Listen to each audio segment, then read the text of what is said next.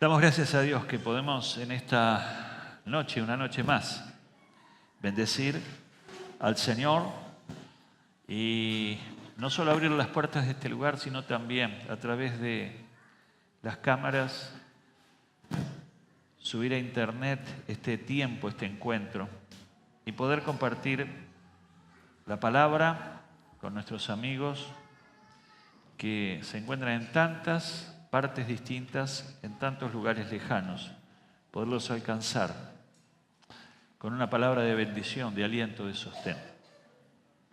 Quisiera invitarles a abrir las Biblias en Hebreos capítulo 12, versículos 15 al 17. Hebreos capítulo 12, versículos 15 al 17. Antes de leer esta palabra, vamos otra vez a recordar algunos aspectos, el contexto en el que esta palabra fue escrita. La palabra que fue escrita en el año 58, 60 aproximadamente de nuestra era. El autor de la carta a los Hebreos no fue fácil determinarlo y los eruditos, los estudiosos, han entregado distintas opciones de quién pudo haber sido el escritor humano de esta carta. Pero más allá de que quién ha sido quien escribió, lo importante sí es entender que el inspirador de esta carta es el Espíritu Santo. Y Él, y a través de Él, y por Él nos llega esta palabra también a nuestros días. ¿En qué contexto fue escrita? Fue dirigida a judíos cristianos. En esa época donde las cosas eran difíciles, complicadas, los cristianos estaban padeciendo, estaban sufriendo persecución. Algunos de ellos habían sido víctimas del despojo de sus bienes, de su patrimonio, por parte de autoridades que perseguían a este nuevo movimiento llamado cristianismo. Era el tiempo donde ser cristiano se pagaba caro. La diferencia con el tiempo nuestro, que ser cristiano no se paga nada. A veces pareciera ser que la comodidad, el costumbrismo, la vida de ritual nos ha vuelto apáticos, nos ha vuelto indiferentes, nos ha vuelto muchas veces cambiantes y podemos prescindir de nuestra relación con Dios o de nuestra comunión con los hermanos de una manera tan fácil. Pareciera ser de que a veces, y justamente la persecución, la oposición, la adversidad, el enfrentamiento, entonces produce un estado de fe en los cristianos que viven en esa situación que les hace desarrollar aptitudes de fe, de esperanza, de persistencia, de permanencia, de solidez espiritual. Nuestra Argentina está como está porque no existe la suficiente presencia de cristianos comprometidos con el mensaje y la persona de Jesucristo. Nuestro país sufre la inmoralidad, la inseguridad, el desencanto, porque seguramente todavía no ha llegado la iglesia de Jesucristo a impactar profunda y poderosamente en nuestra sociedad. Y entonces vivimos una Argentina en la cual los cristianos tenemos deuda con ella. Porque si cada uno de nosotros nos comprometiéramos a impactar, a alterar esa secuencia de pecado tras pecado que nuestra nación tiene, si alguno se levantara, si algunos nos pudiéramos levantar en este tiempo con voz profética de parte de Dios para declarar los propósitos de Dios para nuestro país, probablemente el destino de nuestro país cambie. Nuestra patria no cambia por políticas, ni por personas, ni políticos, cambia por el poder de Dios. Y el poder de Dios declarado por el único o la única que tiene la capacidad de transmitirlo, la iglesia activa del Señor Jesucristo.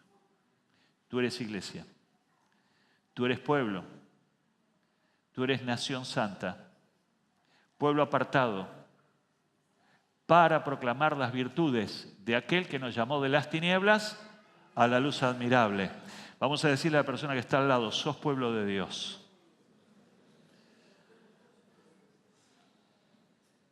Hace un rato me reía, estaba en el fondo porque de pronto creo que Walter decía, ¿quiénes somos victoriosos? ¿Se acuerdan que él nos llevaba esa palabra? Yo me acordaba de aquella propaganda, ¿quiénes somos? Tiburones, ¿se acuerdan? Bueno, qué lindo que, ¿quiénes somos? Hijos de Dios. ¿Quiénes somos? Pueblo de Dios. ¿Quiénes somos? Nación santa. ¿Para qué? Para proclamar las virtudes del que nos llamó de las tinieblas a la luz admirable. Gloria a Dios. Aleluya. Hay un propósito para la vida, hay un propósito para tu existir, hay un propósito para tu futuro, comprometido con el mensaje poderoso, transformador, que el Señor Jesucristo ha plantado y ha sembrado en tu vida. Pero aquellos cristianos a los que fue dirigida esta carta vivían bajo esta circunstancia, bajo esta situación. Y en medio de esa situación, entonces, están los párrafos que dice justamente esta palabra. Dice, asegúrense de que nadie deje de alcanzar la gracia de Dios, de que ninguna raíz amarga brote y cause dificultades y corrompa a muchos. Siguiente. Y de que nadie sea inmoral ni profano como Esaú, quien por un solo plato de comida vendió sus derechos de hijo mayor. Siguiente. Después, como ya saben, cuando quiso heredar esa bendición fue rechazado. No se le dio lugar para el arrepentimiento, aunque con lágrimas buscó la bendición. Estos 3 versículos son el sustento, la base de lo que quiero compartir con ustedes. Cuando buscaba un título para este comentario, encontré el siguiente, y el título es Nadie, ninguna, ninguno. Nadie, ninguna, ninguno. Es que 3 veces estas palabras las vamos a encontrar en estos párrafos. Son palabras familiares entre sí, son parientes entre sí. Nadie, ninguna, ninguno. La palabra nadie, ninguna o ninguno lo utilizamos cuando decimos, por ejemplo, de pronto que tratamos de sacar a la persona o sacarle derechos a la persona. Nadie. Nadie puede hacer esto, nadie puede tocar esto, nadie puede pensar de este modo, nadie puede actuar de esta manera. Ninguno tiene acceso a tal bendición o a tal aptitud, a tal situación. Entonces pareciera ser que es una palabra de cierre, es una palabra que cierra puertas, es una palabra que restringe. Sin embargo, la vamos a ver completamente de otro modo. Porque lejos de cerrar, lejos de negar, esta palabra nos va a abrir la esperanza a un estilo de vida como Dios quiere que vivamos y tengamos. La primera palabra, entonces, que aparece en el versículo 15 es: asegúrense de que nadie deje de alcanzar la gracia, que nadie deje de alcanzar la salvación, que nadie deje de alcanzar el objetivo para el cual Dios te ha llamado. Asegúrense, y está hablando en plural. Él está hablando a la iglesia, le está hablando a los cristianos en crisis, a los cristianos bajo justamente situación crítica, y les dice: asegúrense de que nadie quede privado, que nadie quede ajeno, que nadie quede fuera de la bendición de Dios. Y queridos hermanos, creo que esta es una palabra que podemos traer a nuestro hoy, a nuestro aquí en esta noche. Vamos a asegurarnos que ninguno de nuestros hermanos entonces esté impedido esté cerrando la puerta, esté quedándose fuera de la bendición de Dios, fuera de los propósitos de Dios y fuera de la gracia de Dios. Cuando la Biblia habla de la gracia de Dios, tiene que ver con la salvación en Cristo Jesús. Esa salvación que fue ganada para cada uno de nosotros por gracia, por regalo. Porque dice, por gracia somos salvos por medio de la fe, y esto no es don de ustedes, sino es don de Dios. Significa, no es un regalo que hemos logrado nosotros, es un regalo que vino del cielo a nosotros. Tu salvación en Cristo Jesús, mi salvación, es gracia, es regalo, es dádiva. Toda buena dádiva, dice la Escritura, y todo don perfecto descienden de lo alto del Padre de las luces. Significa que todo lo bueno que hay en mi vida, todo lo bueno que Dios ha proyectado para mi vida, justamente viene de Dios. ¿Está de acuerdo con esto? Dios le ha hecho a usted y a mí salvos por gracia, pero existe la posibilidad de caernos de la gracia. Existe la posibilidad de renunciar a la gracia. Existe la posibilidad de desviarnos de la gracia.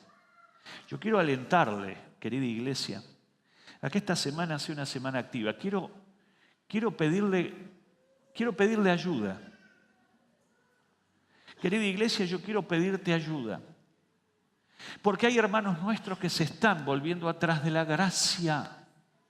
Hay hermanos nuestros que están cambiando su escala de valores. Si un día conocieron al Señor Jesucristo, si un día encontraron en Jesucristo la respuesta para su vida, si un día encontraron el perdón de sus pecados, si un día encontraron la salvación para su alma, hoy otras cosas han empañado esa instancia y otras cosas han vuelto a deslumbrar sus ojos. Las cosas que el mundo ofrece, las cosas que la sociedad ofrece, las cosas que la vida ofrece llevan a que muchos cristianos se vuelvan atrás. Los problemas, las dificultades, las angustias, las tristezas, las depresiones hace volver a muchos cristianos atrás y decir no vale la pena, no tiene sentido. El engaño religioso es otra de las cosas que hace volver a muchas personas atrás. Los desencantos con siervos, siervas de Dios, hace volver a muchos atrás. Pero otra vez la palabra, asegúrense que ninguno caiga de la gracia de Dios. Mi querido hermano, yo le dije recién, quiero pedirle que se asocie conmigo. Quiero pedirle que me ayude. Ayúdeme a visitar, ayúdeme a llamar. Ayúdeme a estar cerca de los que hace tiempo que no les vemos, de los que un día estuvieron y hoy no están.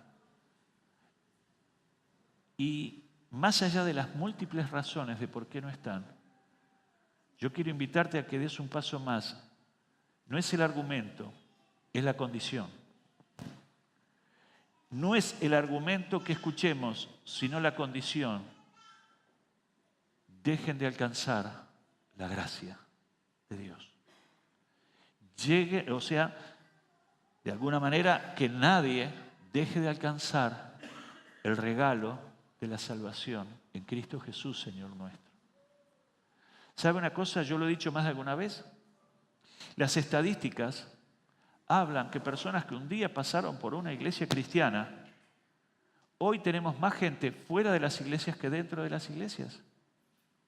Un fenómeno espiritual que es propio del tiempo que vivimos, del final de los tiempos, donde dice la Escritura, allí en Mateo 24, que el amor de muchos se enfriará, muchos se volverán atrás. Un día en la vida de Jesús, Jesús empezó a levantar justamente el rango de revelación de la palabra de Dios, y la palabra de Dios siempre trae condición, trae línea, baja línea a la vida. Y Jesús entonces, hablándole a la gente empezó a decir, esta palabra es dura.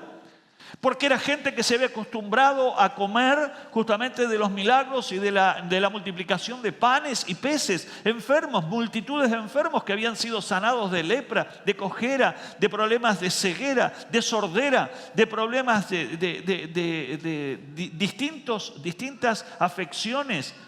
habían sido sanados por el Señor. Entonces esto era grato, esto era bueno, pero de pronto Jesús empezó a hablar del reino de los cielos y cuáles eran las condiciones para entrar a ese reino. Y entonces muchos de ellos dijeron, es dura esa palabra, ¿quién puede cumplirla? Y dice que muchos se volvieron atrás.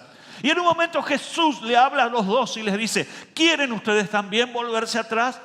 Y apareció aquella palabra central que dijo Pedro, Señor, ¿a dónde vamos a ir si solo tú tienes palabras de vida eterna? Mi querido hermano, los tiempos son parecidos, los tiempos son semejantes. Nos quedamos con los milagros, pero no quiero las exigencias. Quiero la bendición, no quiero la santidad. Quiero que Dios me ame, pero no estoy dispuesto a amarlo a Él. ¿Por qué? Porque Jesús dijo, el que me ame y el que me ama, ¿qué dijo? Obedecerá mis mandamientos. Si me amáis, obedeced mis mandamientos. Quiero el amor de Dios, pero no quiero la obediencia a Dios. Y entonces en esta crisis de valores, de deseos y de anhelos, surge justamente este fenómeno que esta palabra nos está diciendo, asegúrense de que nadie deje de alcanzar la gracia de Dios.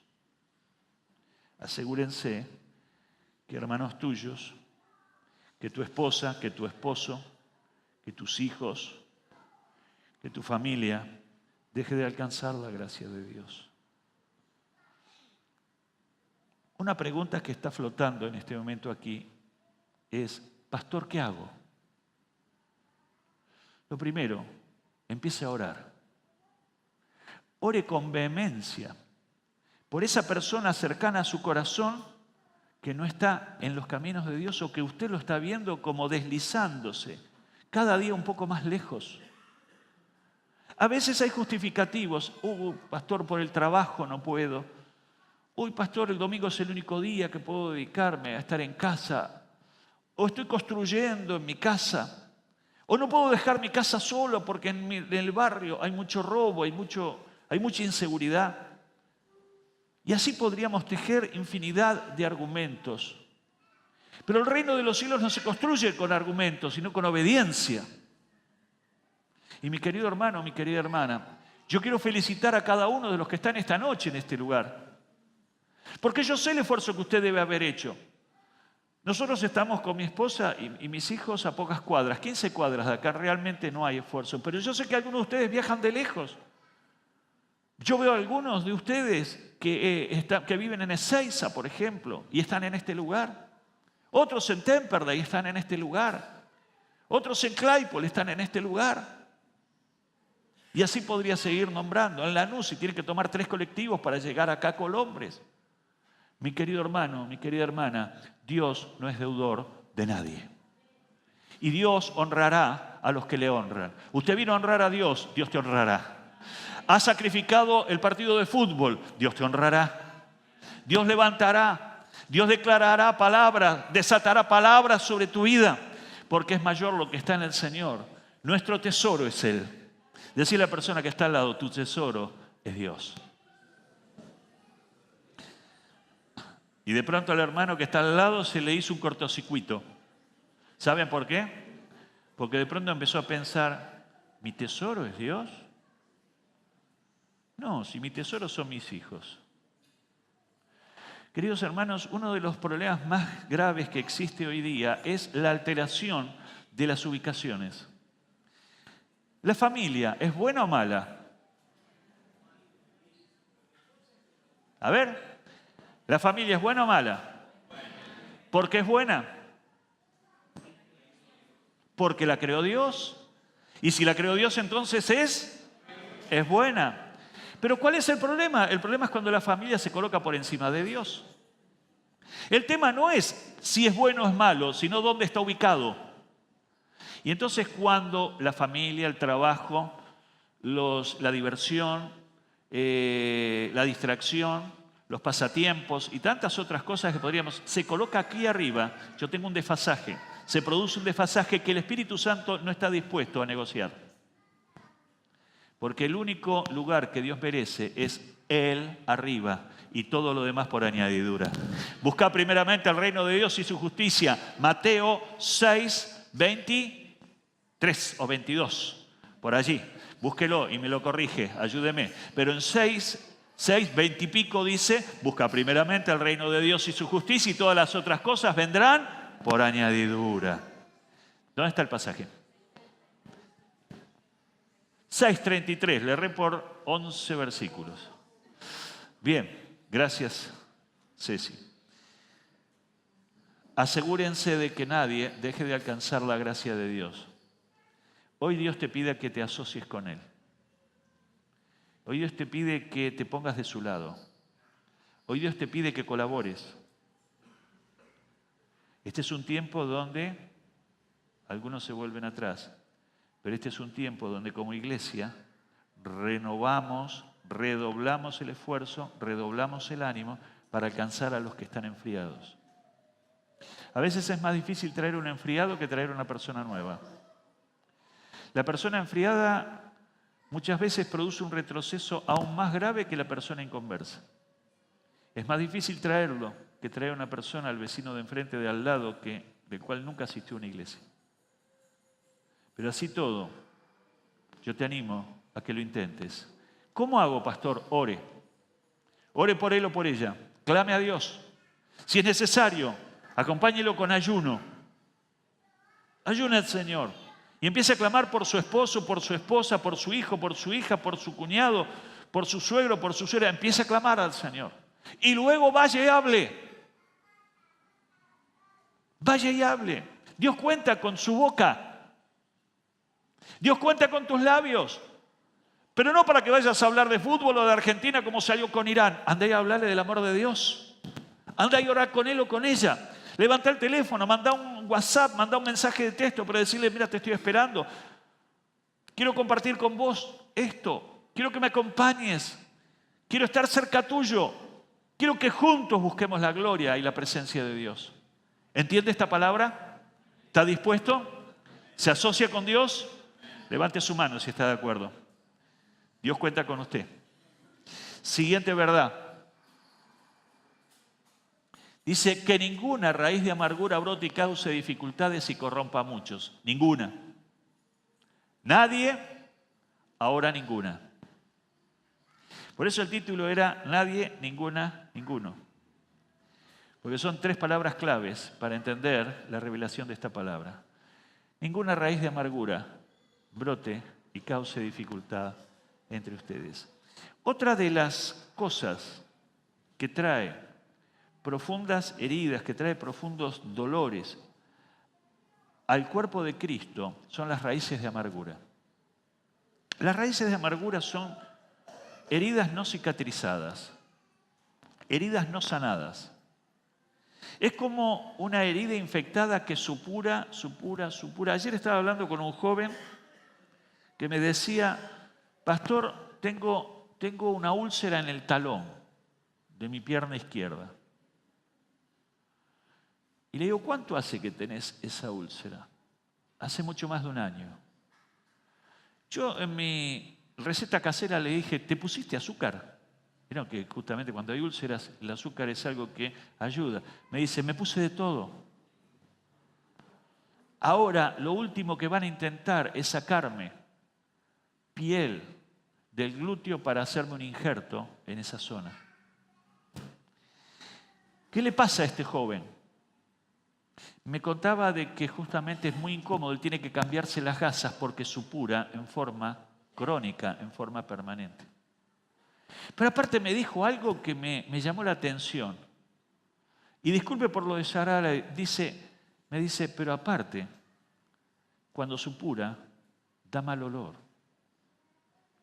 Una llaga supurativa, una úlcera supurativa, es algo que está justamente emitiendo pus, largando pus en forma persistente, en forma crónica.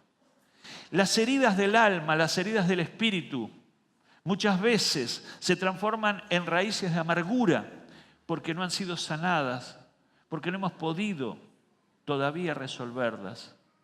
Hay heridas de nuestro pasado, hay heridas de nuestra niñez, hay heridas de nuestra adolescencia, hay heridas de maltrato, hay heridas de recuerdos dolorosos en nuestras vidas, de pasajes dolorosos de nuestra historia que necesitan ser sanadas. Y solo pueden ser sanadas en el amor de Dios. Hay sanidad en el nombre de Jesús.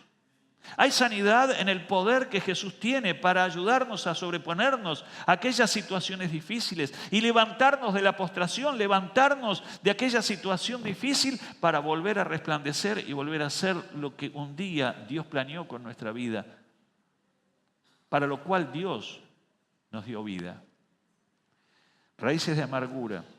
Cuando las raíces de amargura también entran en una iglesia, producen justamente afección, traen dolor, traen amargura a todo el cuerpo. Mi querido hermano dice, ninguna raíz de amargura brote y cause dificultades. En otra versión, en traducción al del lenguaje actual, dice, no permitan que nadie cause problemas en el grupo porque les haría daño. ¿Se acuerdan los adolescentes la palabra que compartimos el sábado? Hoy hay pocos, se quedaron dormidos algunos. Pero justamente compartíamos parte de esta palabra, parte de esta realidad. Justamente la importancia como grupo, como cuerpo, como iglesia, de ayudar justamente a aquellos que están doloridos, a aquellos que están en amargura de espíritu, para que puedan ser sanados. Ayudarles a que puedan, mediante la confesión, mediante el arrepentimiento, mediante la declaración, a quitar justamente eso que está en el corazón y que cuando se oculta, cuando queda allí sin solución, a través de todo el tiempo y a través de los años sigue supurando como una antigua llaga, como una úlcera.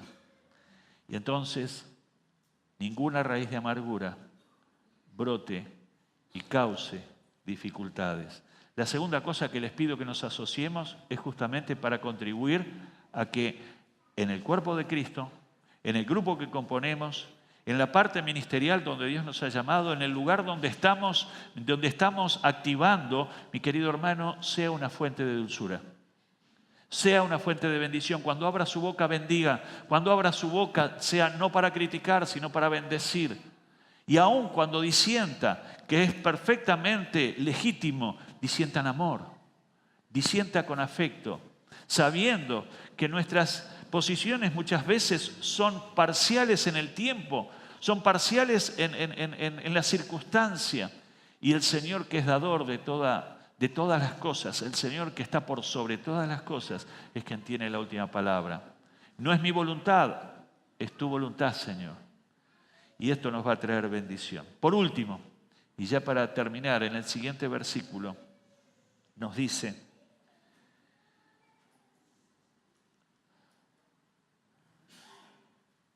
y de que nadie, en realidad no era ninguno, sino era nadie otra vez, que nadie sea inmoral ni profano como Esaú.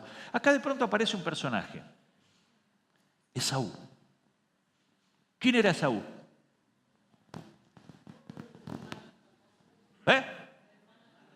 Hermano de... Bueno, ahora vamos a hacer todo silencio. Le pregunto a la bandeja allá arriba, ¿quién era Esaú?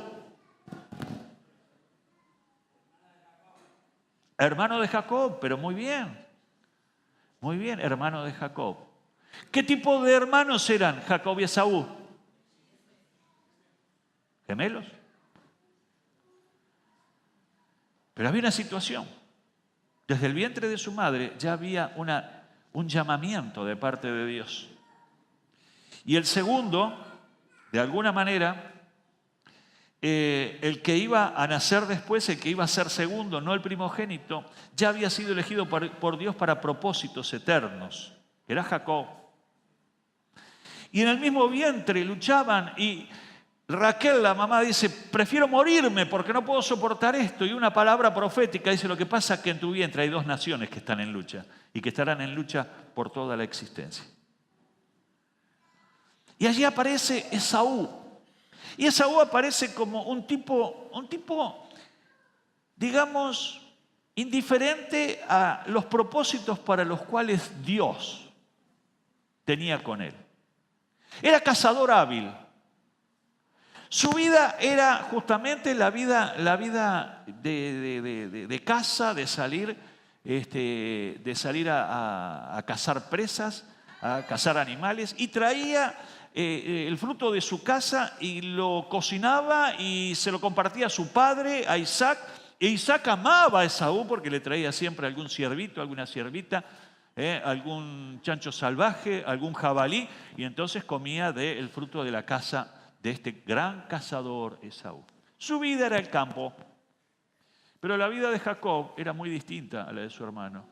Estaba siempre en la tienda. Él estaba allí atento, él estaba siempre a la pesca de algo que pudiera serle útil, algo que pudiera importarle, interesarle. Un día vino Esaú de cazar muerto de hambre. ¿Y qué estaba haciendo Jacob? ¿Qué estaba cocinando? Un guiso se lo voy a describir, mire, estaba cocinando un guiso de lentejas con panceta, con patitas de cerdo, con chorizo colorado,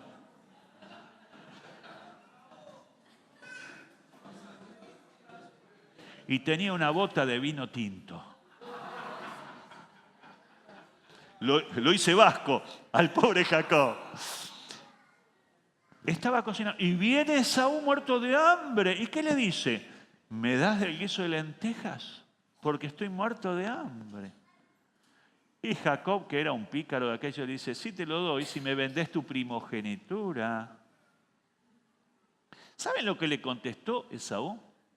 Más, quédate con la primogenitura. ¿Qué me interesa? Dame el guiso de lentejas. Hicieron pacto. Le sirvió, comió, se sació. Pero Esaú renunció a su primogenitura. ¿Sabe a qué estaba renunciando? El primogénito recibía doble herencia que el resto de los hermanos o el resto de los hijos. Esaú, por correspondencia, por legalidad, iba a recibir el doble de bendición que su padre, Isaac, debía de darle. No le interesó la bendición. No le interesó lo que Dios quería darle. Lo único que le interesó era el guiso de lentejas. Se lo dio. Pero, siguiente versículo, vendió sus derechos de hijo mayor y después, como ya saben, cuando quiso heredar esa bendición, ¿qué pasa? Hubo una segunda oportunidad. Allí estaba Isaac, viejo, ciego, ya no veía, solamente palpaba a los hijos y se daba cuenta quién era quién. Y el pícaro de Jacob era lampiño. Esaú era velludo. ¿Qué hizo? En connivencia con la madre, un cuero curtido de oveja, entonces apareció cuando el viejo tocaba entonces la lana y creía que era el vello de su hijo Esaú.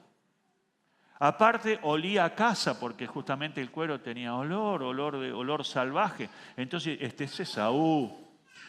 Y le dijo, padre, dame tu bendición. Y allí el viejo ciego le dio la bendición de primogénito. ¿A quién? Al impostor. A Jacob. Y Jacob obtuvo la bendición. Cuando vino del campo, siempre venía del campo y siempre llegaba tarde Esaú. Cuando vino del campo, él también fue, padre, dame la bendición. Y ahí el padre se dio cuenta, pero ¿cómo si ya te la di? ¿Cómo me la diste si yo no vine? Entonces, ¿quién fue? Y ahí empezaron a dilucidar quién era quién. Y en ese momento lloró amargamente y quiso tener la bendición que ya no podía ser otorgada por segunda vez. Dicho de otra manera, a Esaú se le fue el colectivo. Voy a compartirles un sueño que tuve antes de anoche. Cuando me desperté a la mañana no le asigné mucha importancia hasta que me encontré con esta palabra. Soñaba que iba en un tren viejo de madera, como aquellos trenes de hace 40, 50 años atrás, me daba la sensación que iba por una provincia. Yo creo que por algunas cosas que vi era Catamarca, que viajaba en tren y que algunos de ustedes venían conmigo. O sea, yo viajaba con algunos de ustedes. Y me acuerdo que la persona que más tengo presente es a Ricardo, mi consuegro. Y en un momento llegamos a una estación y nos bajamos los dos de la estación. No sé hacer qué, la verdad no sé. No me pregunten. Pero en un momento el tren empezó a moverse, empezó otra vez a andar. Y le digo a Ricardo, porque Ricardo es más gordo que yo. Menos mal que no está hoy, porque me permite hablar con libertad, si no el gordo me mata. Le digo, Ricardo, corre vos más fuerte. ¿Y saben lo que pasó con Ricardo? Corrió más ligero que yo. Y se subió al tren. ¿Y saben lo más dramático y la angustia es que yo perdí el tren? Me desperté pensando, ¿qué significará este sueño? Ahí me desperté. Había perdido el tren. Y de pronto aparece esta palabra. Versículo anterior, por favor.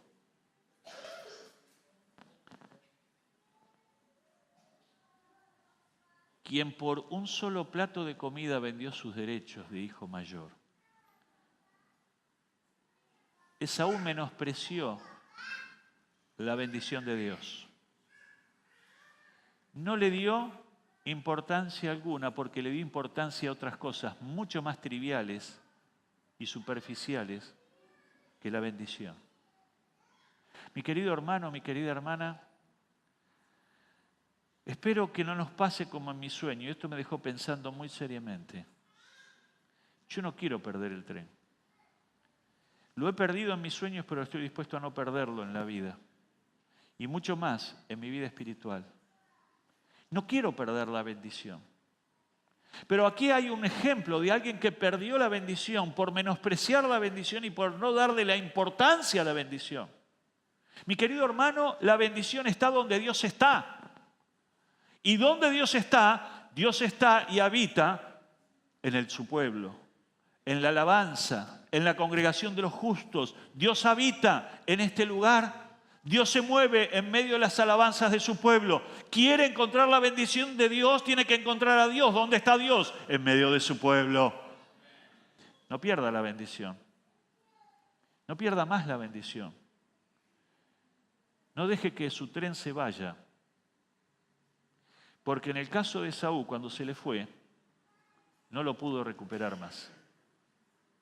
Versículo siguiente y terminamos. Cuando quiso heredar esa bendición fue rechazado. No se le dio lugar para el arrepentimiento, aunque con lágrimas buscó la bendición. Hermano, hermana, ¿usted quiere la bendición de Dios? De acuerdo a su deseo, es lo que recibirá. ¿Entiende lo que es la bendición de Dios? ¿Entiende dónde está la bendición de Dios? Si la deja pasar, no sea cosa que le pase como a Esaú. La bendición se fue y ya no hubo lugar para una segunda oportunidad. No menosprecie los momentos donde Dios le habla. No menosprecie los momentos de adoración al Señor. No menosprecie las oportunidades para un encuentro con Dios. No menosprecie la búsqueda directa, definida de la presencia de Dios.